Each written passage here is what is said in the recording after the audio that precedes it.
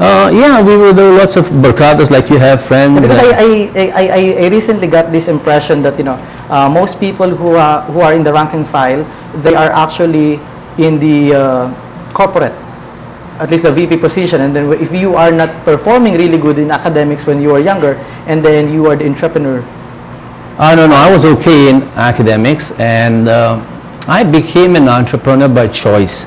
In 80s, everybody was a robot, you know, everybody wanted a job security, and today I think entrepreneurship is the way. Even corporates are looking for their employees to have that entrepreneurial spirit, you know? But what made you, at that point, what made you choose the path through entrepreneurship? Oh, I was always sure. I was always sure that the benefits would be higher.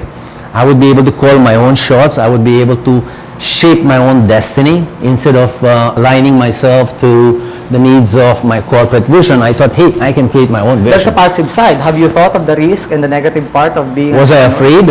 Yeah. Not really. I don't think I was ever afraid to start up on my own. So people had that fear that, hey, paano ko mag-start?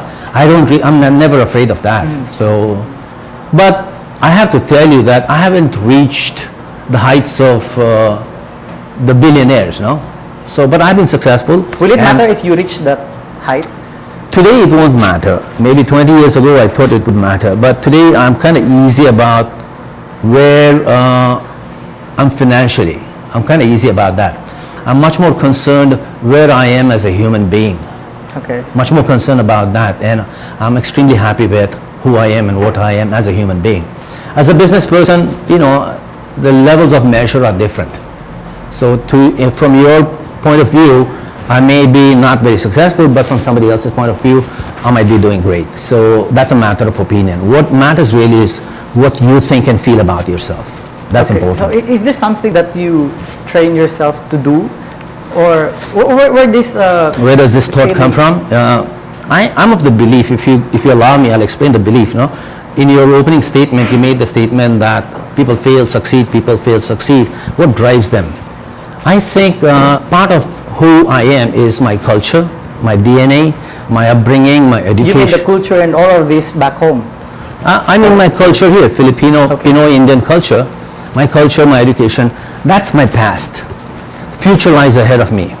What matters, what really counts, you know, what is valuable is how I process it internally, how I use my intelligence, how I use my willpower, how I use the faith in myself, you know, how I use that unconscious that is speaking to me powerfully so that I can change and shape my future. Is it something that you have read in a book maybe, or someone taught you about this? I think it's a culmination of many things, you know. If you ask Neil Donald Walsh, he'll say God spoke to him. I think maybe something inside of you speaks to you. It's a combination of everything, and then there's that spark, and it says, ito yung direction ko, ito yung tamang direction ko, no? So it came about maybe 10 years ago for me. 10, 12 years ago, maybe I thought, this is where I'm going, and I like where I'm going. Most people have been listening to your seminars and workshops. What do you think is the problem? I mean, just like me in my case, when I speak to people, thousands of people, not really too many of them make it. In your particular case, why do you think it is so? Well, number one, let me compliment you on your seminars and workshops. I attended one of them and it was fun. You are high energy, as I heard you say once. What is the problem with people who attend seminars? Yeah, it seems like when they are in the seminar, they would feel great. No? They would really engage, and they will tell you exactly what they want to do. They would approach you after the seminar. They give the card. They would do business with you. After a week, they are gone. What do you think is the problem? Let me tell you a story. Allow me 2 minutes. Allow me 2 minutes. Huh? You take a cup of coffee, and the coffee has no sugar. So you go to a seminar and you put sugar. Then you drink the coffee. It's still bitter. It's still not sweet. What's the reason? I'm asking you. What's the reason? You take coffee, you go to a seminar, you put in new thoughts like sugar, right? It's still not sweet. Well, because maybe the nature of the coffee is it's bitter. Give it another shot. Maybe because that's the way it tastes. Because you don't mix it. Oh, they don't mix it? You gotta mix it.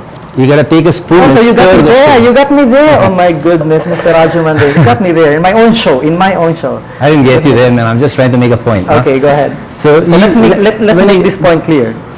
So when you go to a workshop, when you go to any learning, what you learn when you take it, you got to open up. This is good coffee, by the way.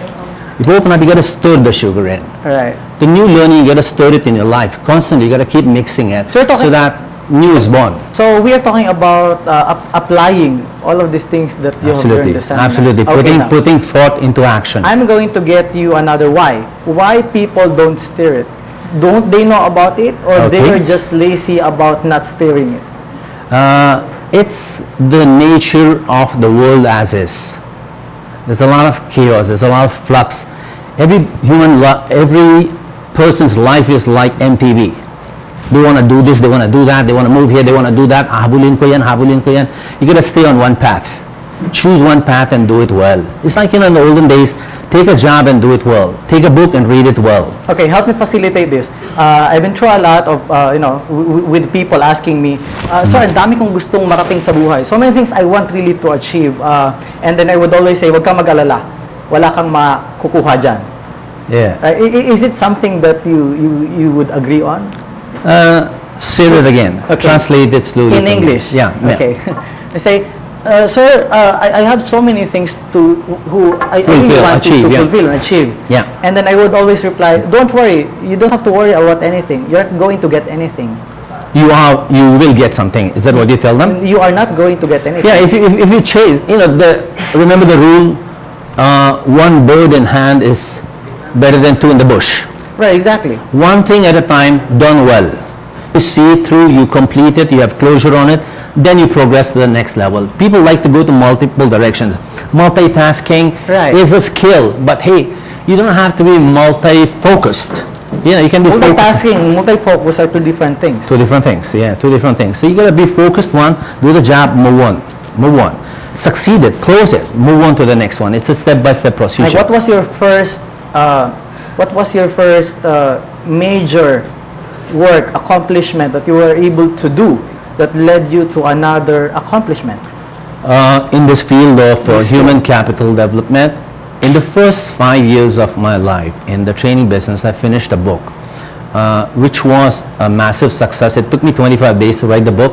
It took me 6 months to publish it, but 25 days to write the book. And till date, I go back to the book, and the book still inspires me. And So you read your own book? well, I do. I listen to it, and you notice that I re-recorded it now. The first time that I was able to read my own book, I think 3 years after I published it. Oh, no.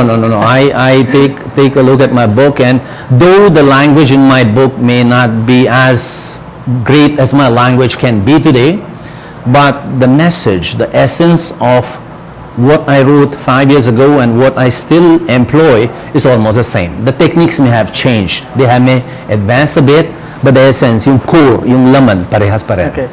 Now, you have been there, always on stage, always in demand, talking to companies, talking to business owners, talking to just as broad audience as people may imagine. Now, I would like to access you as being a father to your children. I understand you have 2 children. So, I have 3. You have 3. 2 boys and a girl. Just born yesterday? No, she's 16. Oh, The youngest 16. is 16. Okay, so inahabol natin yung katlo. Paano ka bilang isang ama? Is there a big difference between you being on stage, the way you're doing your lecture there, you're going to do lecture over a dinner table? Here's the story, me on stage and me at home today are the same person. Maybe 10 years ago, I was a different person on stage and a different person at home. How does it go? I mean... Today, I walk my talk. Okay. So everything you hear me say, hear me write, hear me profess, I practice it first. So if patience, I practice it first. Performance, I practice it first. Empathy, I practice it first. Forgiveness, I practice it first. If I can't practice it, I won't talk about it.